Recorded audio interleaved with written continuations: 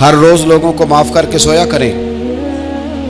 पहले तो इस तरह का कोई काम ही ना करें। एक शख्स ने जुमला कहा था, लिखा था, कमाल लिखा था। उसने कहा था कभी ऐसा कोई काम ना करना कि कोई तुम्हारी वजह से जाके रब के सामने रोना शुरू कर दे। ऐसा कोई काम ना करना कि कोई बंदा तुम्हारी शिकायतें अल्लाह रसूल को लगाए। इस तरह का कभी काम ना करे कि वो तड़प उठे और कहे अब तुम्हारा शिकवा मैंने वहीं करना है।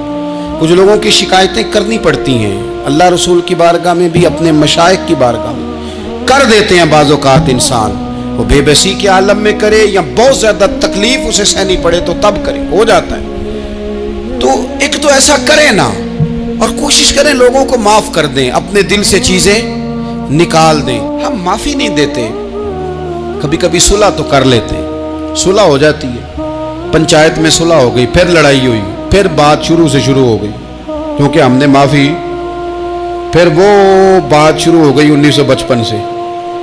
तू वो भी आखिया सी, तू ऐ भी कीता सी, वो बनने वाली गल याद ही, ओ बस कर यार, कुछ भूले भी तो। बच्चे पता क्यों खुश रहते हैं? आपको पता है बच्चे क्यों खुश रहते हैं? बच्चों को बात भूल जाती है, इसलिए बच्चे, अम्मा ने इधर 2 थप्पड़ मारे 3-4 मिनट पहले और अगले 5 मिनट में अम्मा ने फिर माथे का बोसा लिया तो भूल गई बात। अल्लाह करे कोई थोड़े थोड़े बच्चे भी बन जाएं। ये जो बहुते सियाणे हैं ना, इनका भी अल्लाह ही हाफ़िज़ है, अकल ज़्यादा आ गई है ना। इसलिए इकबाल जैसे लोगों ने कहा था, आखिरत की गुत्थियाँ सुलझा चुका हूँ, या रब मुझे साहिबे जुनू कर दे, साहिबे जुनू कर दे, साहिबे अल्लाह कोई थोड़ा सा मुझे मजनून भी बना। ये ज़्यादा अकल तो किसी काम की रही नहीं, पागल कर दी, पागल कर दी। बहुत सारे लोग ऐसे ज़्यादा समझदार होते हैं, लिहाजा माफ़ी देने को तैयार है। माफ़ी दें, जब कोई माफ़ी का मुतालबा करे तो उसे माफ़ी। सबसे मुश्किल काम होता है लंबी लिस्ट वाले दुश्मन को माफ़ करना। लिस्ट जिसकी लंबी हो ना गलतियों की, एक आध गलती तो माफ़ी हो जाती है। कुछ लोगों की लिस्ट भी बड़े कुछ आदि मुजरम भी होते हैं, लिस्ट लंबी होती है, उनको माफ़ी देना भी थोड़ा सा मुश्किल होता है। लेकिन कमाल भी ये है कि जिसकी लिस्ट लंबी हो उसे यक जुम्बश कलम बंदा माफ़ कर दे। को छुट्टी हो गई, जा तुझे माफ़ किया। और ये हमें क्यों करना चाहिए कि मेरा रब भी ऐसे करता है, मेरा रब भी ऐसे, वो गिनवाता तो नहीं ना, ये भी किया, ये भी किया, ये भी किया। हुजूर फरमाते हैं, ज़रा सुनना हदीस, हुजूर फरमाते हैं कुछ लोगों पे अल्लाह करम की चादर डाल के ना क़यामत वाले दिन, यहाँ भी उसने पर्दा रखा था तो वहाँ भी करम की चादर उन पे डलेगी। तो अल्लाह फरमाएगा ये गुनाह किए, तो छोटे छोटे गुनाह उसके गिनवाए जाएंगे। ये अब वो डरेगा, चूँकि पता तो सारा है ना सरदार नु कीतियां दा, अब वो डरेगा, छोटे छोटे गुनाह उसके गिनो तो उसका ख्याल है बड़े बड़े भी ना सामने आ जाए। छोटी छोटी गलतियां उसकी गिनवाई जा रही हैं, तो डर रहा है, कांप रहा है। कुर्बान जाए नबी पाक के लफ्ज़ों पे। कुछ गल्लां अजइयां ने कुरान पाक च, अजइयां ने, ये ना मेरी दादी कहा करती थी, मेरी अम्मा कहा करती थी, कुछ काम अजय ने, कुछ गल्लां अजइयां ने कि उत्थे दिल करदा है सफ़ा बंद हो जाना है तो माफ़ी हो जानी, यानी ख़त्म है ये बात, इससे आगे किसी ने सवाल पूछना ही नहीं। छोटे छोटे गुनाहों का अल्लाह तज़किरा फरमाए, ये किया, ये किया, ये किया, या अल्लाह हो गया। अब बंदा डर रहा है कि बड़े बड़े भी सामने आ जाएंगे, लेकिन छोटे गुनाहों पे ही फुल स्टॉप लगा के ना, तो रब फरमाएगा ये जो तेरे गुनाह है ना, इसके बदले तुझे नेकियां दी जा रही हैं। तूने सच्ची तौबा की थी तो इन गुनाहों को बदल के नेकियां बनाया जा रही हैं। पहले डर रहा था, हुजूर फरमाते हैं, अब फटाफट बोल पड़ा, कहने लगा या अल्लाह मैंने तो बड़े बड़े भी किए हैं। यानी अगर छोटों की नेकियां बन गई है तो वो पाप किधर है, बड़े बड़े वो मेरे किधर हैं। करीम ये बात कर रहे हैं और सहाबा रो रहे हैं, मैंने तो बड़े बड़े भी किए हैं, बड़े बड़े किधर हैं। अल्लाह ताला बंदों को माफ़ फरमाता है, रब अपने बंदों को वो माफ़ करता है। अगर अल्लाह माफ़ न करे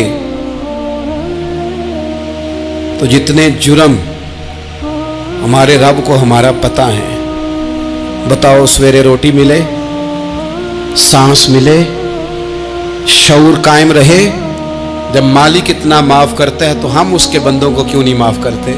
कर दे माफ़। और कुछ लोग ऐसे होते हैं जिनसे उम्मीद नहीं होती, अपने होते हैं कि ये वाला जुमला, और बंदा कहता है यार तुझे तो नहीं ना कहना चाहिए था, कोई और कहता मुझे। कहते हैं, ये ना समझें कि लोग कहते नहीं, कहने वाले یہ بات ہی آپ چھوڑ دیں کہ کوئی آپ کو کچھ کہے گا نہیں، یہ چھوڑ دیں۔ مخلوق تو اس طرح کی بات ڈھونڈ کے لاتی ہے کہ انسان پریشان ہو جاتا ہے کہ یار میں یہ کر سکتا تھا، میں نے کیا نہیں، اور جو میں نے کیا نہیں وہ تو نے میرے کھاتے ڈال دیا ہے۔ دو لوگ بیٹھے تھے نا حرم مکہ میں، ایک صاحب کہہ رہے تھے کہ میرے اوپر وہ بدر میں جو قتل ہو گئے کفار، ان کا ذکر چل رہا تھا، تو دونوں گفتگو کر رہے تھے بدر میں ہمارے اتنے لوگ مسلمانوں نے مار دیے۔ تو ایک ان میں کہنے لگے کہ اگر میرے اوپر قرض نہ ہوتا اور میرے چھوٹے چھوٹے بچے نہ ہوتے تو میں تو تلوار لے کے جاتا اور مدینہ شریف جا کے معاذ اللہ بدلہ لے آتا۔ دوسرا کہنے لگا میں دیتا ہوں نا تیرے بچوں کا خرچہ بھی اور میں تیرا قرضہ بھی اتارتا ہوں، تو جا۔ اس نے کہا پکی بات ہے؟ کہا ہاں، قرضہ بھی میں اتار دوں گا، تیرے بچوں کا خرچ بھی اٹھاؤں گا، تو جا۔ اس نے خنجر تیار کیا، تلوار تیار کی، گھوڑے پہ بیٹھا، گلے میں وہ تلوار اس نے اپنے ڈالی اور مدینہ شریف آ گیا۔ اتفاق کی بات یہ کہ ملاقات حضرت عمر سے ہوئی۔ جناب عمر کہنے لگے مجھے تیری نیت ٹھیک نہیں لگتی۔ پکڑا کدھر آئے ہو؟ کہنے لگا میں تو بدر کے قیدیوں کے بارے میں بات کرنے آیا۔ فرمایا تلوار لے کے چل تجھے حضور کے پاس لے کے جاتا ہوں۔ نبی کریم کی بارگاہ میں لے گئے تو حضور فرمانے لگے کیسے آئے ہو؟ کیسے آنا ہوا؟ کہنے لگے جی میں تو بدر کے جو قیدی آپ کے پاس ہیں ان کی بات کرنے آیا تھا۔ تو حضور فرمانے لگے چل پھر باقی کی میں سناؤں۔ خیال آیا مسلمان نیک و بد پہچان جاتے ہیں، محمد آدمی کے دل کی باتیں جان جاتے ہیں صلی اللہ تعالی علیہ وسلم۔ فرمایا میں سناؤں؟ حضور کیا؟ فرمایا تم اور فلاں بن فلاں وہاں بیٹھے ہوئے تھے نا حرم مکہ میں فلاں پہاڑ کے ساتھ ٹیک لگا کے، اور تم نے یہ کہا تھا نا کہ قرضہ نہ ہوتا، بچے چھوٹے نہ ہوتے تو بدر کے مقتولین کا میں بدلہ لیتا۔ یہ سارا کچھ طے کر کے پھر آئے ہو تلوار لے کے، اور یہاں کہتے ہو میں قیدیوں کے بارے میں بات کرنے آیا تھا۔ اس کے تو پسینے چھوٹ گئے، وہ تو بے حال ہو گیا۔ اس نے کہا اس کا تو سوائے اس کے اور میرے کسی کو نہیں پتا، اور اگر آپ کو پتا چل گیا ہے تو پھر آپ اللہ کے سچے رسول ہیں۔ تو حضور اگر آپ کو پتا چل گیا ہے کہ میں قتل کرنے کے ارادے سے آیا ہوں، میں معاذ اللہ بدلہ لینے آیا ہوں، اللہ کرے آپ کو سمجھ آئے میری بات کی۔ یعنی ایک تو یہ ہے کہ بندہ وہ پکڑا گیا ہے، اور ایک یہ کہ کسی کو پتا چل گیا ہے کہ یہ اس کام آیا ہے۔ پھر لوگ جب معافی دیتے ہیں تو بڑی کہانیاں سنا کے دیتے ہیں، ایسے نہیں دیتے۔ حضور اب آپ کو پتا چل گیا ہے تو کیا کریں گے؟ تو حضور فرمانے لگے تو بتانا تیرے ساتھ کیا کریں۔ اس نے کہا کہ میں نے سنا ہے آپ معاف بڑا کر دیتے ہیں۔ یعنی یہ گھر سے کوئی پیار کرنے نہیں آیا، پھولوں کا گلدستہ لے کے نہیں آیا، تلوار لے کے آیا، لیکن یہ میرے محبوب کا حوصلہ ہے، اور آیا بھی عین مسلمانوں کے بیچ ہے، جو چاہیں اس کے ساتھ کر سکتے ہیں۔ اس نے کہا معاف کر دیں، تو حضور نے فرمایا جا میں نے معاف کیا۔ حضور نے معاف کیا۔ وہ کہتا حضور معاف کر رہے تھے اور رب میرے دل میں ایمان کو تازگی عطا فرما رہا تھا۔ حضور نے معاف کیا اور میں نے کلمہ پڑھنا شروع کر دیا۔ ایسے لوگ سامنے کھڑے ہو گئے فتح مکہ کے دن کہ جن کے چہروں سے ان کی زیادتیاں عیاں ہو رہی تھیں، ان کے ظلم چھلک رہے تھے چہروں سے۔ حضور کے سامنے کھڑے ہیں، کانٹے بچھانے والے بھی، روڑے مارنے والے بھی، گلے میں رسیاں ڈال سارے کھڑے ہیں۔ حضور نے فرمایا بتاؤ تمہارے ساتھ کیا سلوک کروں؟ انہوں نے کہا آپ کریم ہیں۔ تو حضور نے پتہ کیا کہا؟ قرآن پاک میں ایک سورہ یوسف ہے، کچھ لوگوں کو لفظ یہ قصہ بھی بڑا برا لگتا ہے، تو اللہ فرماتے ہیں نحن نقص علیک احسن القصص، محبوب ہم آپ کو ایک سونا قصہ سنانے لگے۔ اس کو اللہ نے قصہ کہا، سونا قصہ، سورہ یوسف کو۔ تو سورہ یوسف کیا ہے بھلا؟ ذرا انداز دیکھیے سورہ یوسف کا۔ پہلے حضرت یوسف لاڈلے ہیں باپ کے، لاڈلے، پھر اسی جناب یوسف کے منہ پہ تماچے ہیں، پھر وہی جناب یوسف کنویں میں ہیں، پھر کنویں سے بچ گئے۔ کنویں میں گرا بھی بندہ کبھی بچتا ہے، بچ گئے، اللہ کی شان ہو تو بچ جاتا ہے، بچ گئے۔ فرماتے ہیں میں نے سمجھا بچ گیا ہوں، جب بچ گیا تو بڑی تکلیف ہوئی۔ بھائیوں نے کہا ہمارا غلام ہے، ہم نے بیچنا ہے۔ سگے بھائیوں نے بیچا، جو باپ کی طرف سے سگے تھے بیچا۔ فرماتے ہیں میں بکا، اب بڑا پریشان تھا کہ یار کبھی آپ غور کریں نا کسی کا ریٹ لگ جائے. فرماتے ہیں اب بڑا پریشان تھا، اور جب میں مصر میں گیا تو میں کونے میں کھڑا ہوں اور لوگ مجھے خرید رہے ہیں. محبت میں یہ قصہ سنانا تو آسان ہے کہ بی بی اٹی لے کے آ گئی تھی، پر جو بیکرا ہے اس کا بھی تو حال دیکھو نا کیا ہے، اس کا ریٹ لگ رہا ہے. یہ بھی تو بڑی. اور جناب یوسف کہتے ہیں پھر عزیز مصر نے خرید لیا تو بادشاہ کے گھر گیا تو کچھ سکھ کا سانس آیا. یہ حضرت یوسف ہیں، یہ لاڈلے ہیں. فرماتے ہیں سکھ کا سانس لیا ہی تھا کہ جناب زلیخا نے الزام لگایا، اور وہ غلطی معاذ اللہ جس کا تصور بھی نہیں، اس کی پاداش میں سالوں جیل کاٹا. لیکن خدا کی حکمت ہے نا، اللہ کا کرم ہے نا، جس ملک کے وہ قیدی تھے رب نے اسی ملک کا حکمران بھی بنا دیا. یہ اللہ کی حکمت ہے نا، تقاضے ہیں نا. صبح کے تخت نشین شام کے مجرم ٹھہرے، ہم نے پل بھر میں نصیبوں کو بدلتے دیکھا. وہ جو چاہے جب چاہے کر دے. تو جب وہی بھائی مجبور ہو کر سوالی بن کر سامنے آئے ہیں، پتہ کیا ہوتا ہے، بندہ معاف کر دیتا ہے. بہت سارے لوگ معاف کرتے ہیں پر کہانیاں سنا کے، پتہ جے نا ادو کی آکھیا سا جے، پتہ جے نا ادو کی کیتا سا جے، پھر پتہ جے نا تسی اے بھی آندے سو. یہ ساری کہانیاں سنا کے. لیکن حضرت یوسف کے سامنے کھڑے ہو گئے. جناب یوسف نے بات چھیڑی کوئی نہیں، فرمایا تم سے بات ہی کوئی کرنی، جاؤ تمہیں سارا کچھ معاف کیا. اب جب یہ لوگ مکے والے حضور کے سامنے کھڑے، اس طرح معافی دینی چاہیے. یہ جب سامنے کھڑے ہوئے تو حضور نے فرمایا پتہ ہے تمہارے ساتھ کیا سلوک کرنے والا ہوں؟ کہا حضور نہیں. فرمایا وہی جو جناب یوسف نے بھائیوں کے ساتھ کیا تھا. پچھلا صفحہ پلٹنا ہی کوئی نہیں، جاؤ تمہیں معاف کیا، جاؤ تمہیں معاف کیا، جاؤ تمہیں معاف کیا. اور صرف معاف نہیں کیا، ساتھ عزت بھی دی.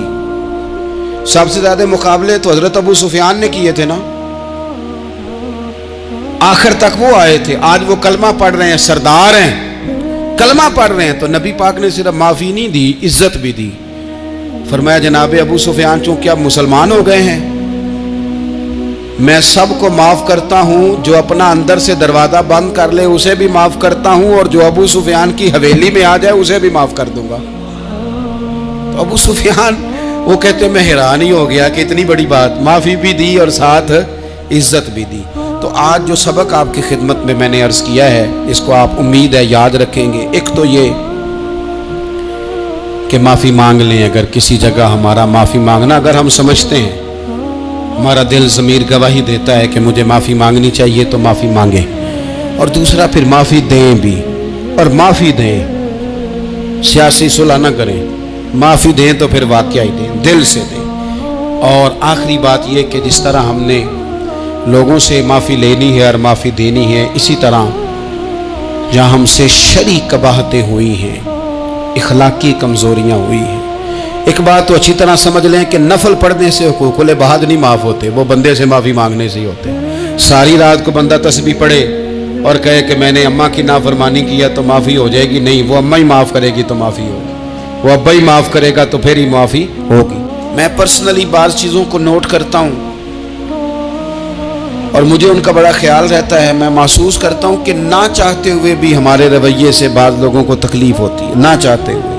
تو حقوق العباد کے مسئلے میں ہم زیادہ کمزور ہو جاتے ہیں. آج یہ سوچنا ہے کہ وہ جو میری ذمہ داریاں ہیں، جو شریعت نے، دین نے، اسلام نے، اور کچھ میں نے خود کہیں شاگرد بن کر، کہیں ارادت مند بن کر، کسی جماعت کا ممبر بن کر، کسی مسجد کی ذمہ داری لے کر، کسی ویلفیئر کام کی ذمہ داری لے کر، کسی غریب کی ذمہ داری لے کر، کسی مزدور کی ذمہ داری لے کر، جو میں نے اپنے اوپر خود چیزیں ضروری قرار دے لی ہیں، میں ان میں کہاں تک کامیاب ہو سکا ہوں. اپنی ذمہ داریوں کا حضرت معاویہ بن خدیج رضی اللہ تعالیٰ عنہ ایک صحابی ہیں، وہ فرماتے ہیں کہ مجھے حضرت عمر نے کہیں بھیجا تھا جہاد کے لیے، تو میں وہ کامیابی کی خبر لے کر دوپہر کو لوٹا. تو عرب شریف کے اندر چونکہ گرمی زیادہ ہوتی ہے، میں نے مناسب نہیں سمجھا کہ میں حضرت عمر کو دوپہر کو جگا کے خبر دوں کہ حضور بے فکر ہو جائیں، اللہ نے کامیابی دے دی. میں نے شام ہونے کا انتظار کیا، یہ ان کے اچھے اخلاق کی علامت. आला ज़रफ़ी की बात बता रहे हैं। कहते मैंने शाम होने का इंतज़ार किया, मगरिब के वक़्त या असर के वक़्त मेरी मुलाकात हुई तो मैंने हज़रत उमर से कहा कि हुजूर अल्हम्दुलिल्लाह अल्लाह ने कामयाबी दे दी, जिस मुहिम पे आपने भेजा था वो अल्लाह के फजल से उस मुहिम से कामयाबी हो गई। तो हज़रत उमर फरमाने लगे देर से क्यों आए, मुझे तो उम्मीद थी कि तुम सरे दोपहर आ जाओगे। मैंने कहा हुजूर मैं दोपहर को ही गया था, दोपहर को ही गया था, पर सोचा कि आप आराम में होंगे। क्या जवाब है, और क्या उस जवाब के अंदर बहुत सारे लोगों की तर्जुमानी है। हज़रत उमर फरमाने लगे आराम करता था मैं, पर वो दौर गुजर गया। अब तुम दोपहर की बात करते हो, अब तो रात को भी कम मिलता है। वो था एक दौर। अब जब अपने जिम्मे खुद जिम्मेदारियां ज्यादा ले ली, अब क्या पता कि कोई कहां से चल पड़ा है तुझे मिलने को। वो दौर गुजर गया जब तू सोता था, मन चाही जिंदगी बिताता था। अब तूने खुद ये फैसला किया है। अब तो मैं भाई, तुम दोपहर की बात करते हो, मैं तो रात को भी गश्त करता हूं कि कोई जरूरतमंद तो नहीं, कोई हाजतमंद तो नहीं। तो जो हमारे जिम्मेदारियां हैं उनमें नाजुक हद तक इमाम बहकी रवायत लाए हैं। एक सहाबी थे जो हुजूर को हंसाया करते थे, हुजूर को हंसाते थे, नबी पाक को बड़े प्यारे थे। इस तरह के भी कुछ बंदे होने चाहिए, इस तरह के भी कुछ बंदे। सहाबा किराम अलैहिम रिदवान फरमाते हैं जब हुजूर गम उम्मत में परेशान होते थे तो हम मुंतज़िर होते थे कि कभी वो हंसाने वाला आज आ जाए ना, दो चार बातें ऐसी कर जाए ना हंसाने वाली, तो मामला ठीक हो जाए। कुछ लोग ऐसे होते हैं जिनको देख के ही चेहरे पर ताजगी आ जाती, मिसले तावीज़ होते हैं ना कुछ लोग, वो जब भी मिलते हैं शिफा होती है। तो ये हुजूर के पास बैठे हुए थे और हंसाने वाली गुफ्तगू कर रहे थे। तो नबी पाक भी इनसे बातें करने लगे। तो बात करते करते ना हुजूर ने उंगली इनकी तरफ बढ़ाई तो इनके वजूद को उंगली लग गई। एक तो वो रवायत है ना कि सफ़े सीधी कराते वक्त हुजूर तीर के साथ सफ़े सीधी करा रहे थे, तो एक सहाबी के पेट पे लग गया, उंगली लग गई। अजीब दीवाने हैं, कहने लगे आपने मुझे तकलीफ दी है, माज़अल्लाह उंगली चुभो दी, मैंने तो बदला लेना है। हमारे यहां मसला ये बन गया है कि कोई बड़ा आदमी भी अपने आप को कानून के हवाले नहीं करता। मुल्क से लेकर उम्मत मुस्लिमा के कुल मसाइल तक हमारे मुल्क के अंदर हर बंदा, उसका मिजाज होता है कि वो अपने आप को कानून से भालातर समझता है। लाइन में लगना लोग पसंद नहीं करते। ये एक बहुत बड़ा मसला है। हुजूर सल्लल्लाहु अलैहि वसल्लम की उंगली लग गई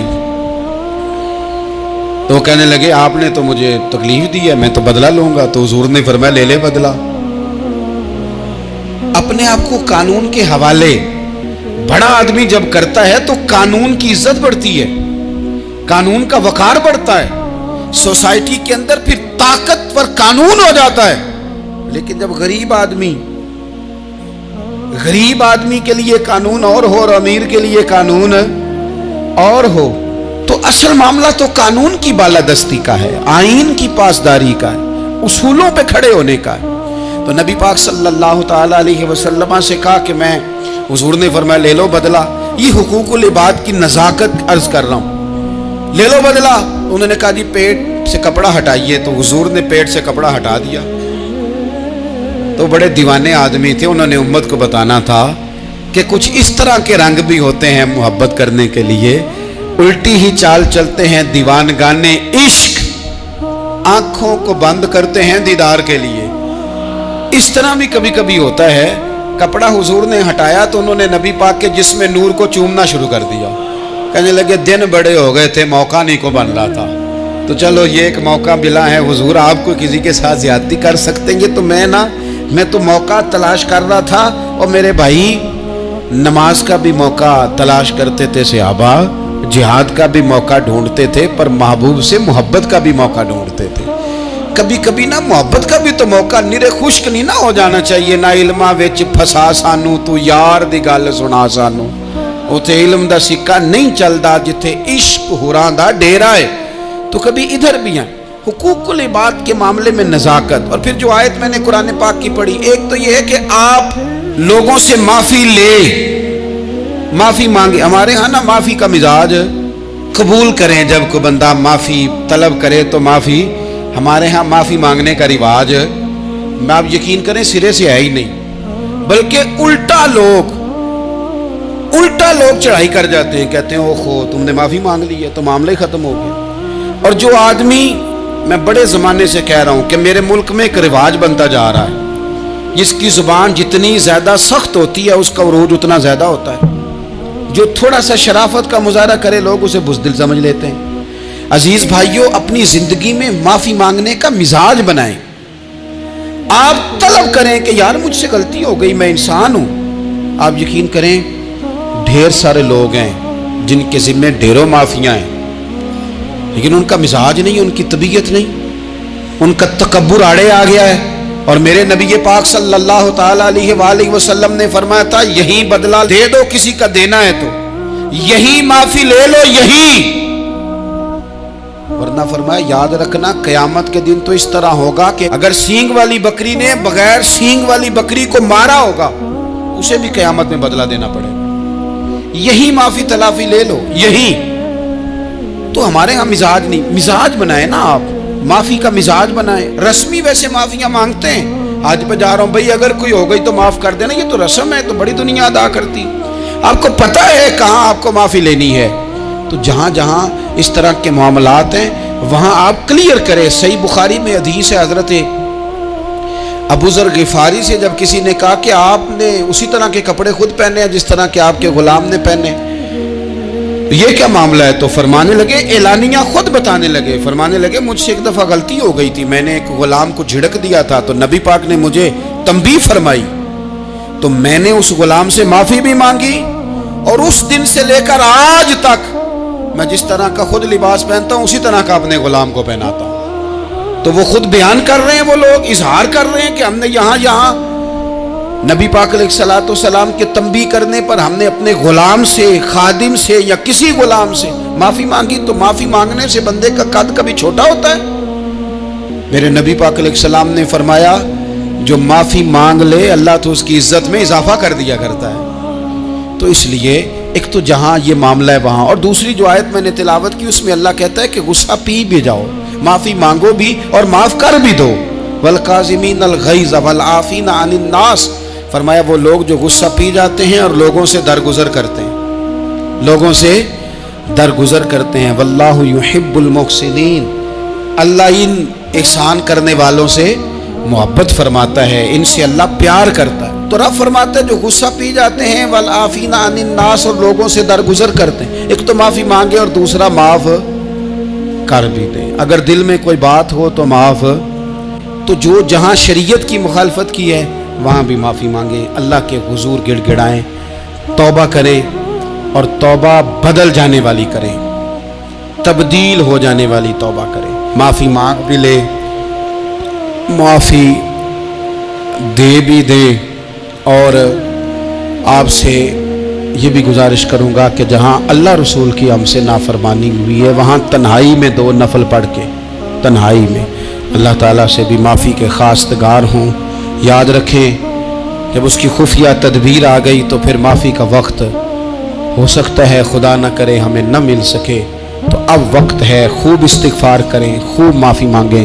اللہ تعالیٰ آپ کو اور مجھے عمل کی توفیق عطا فرمائے.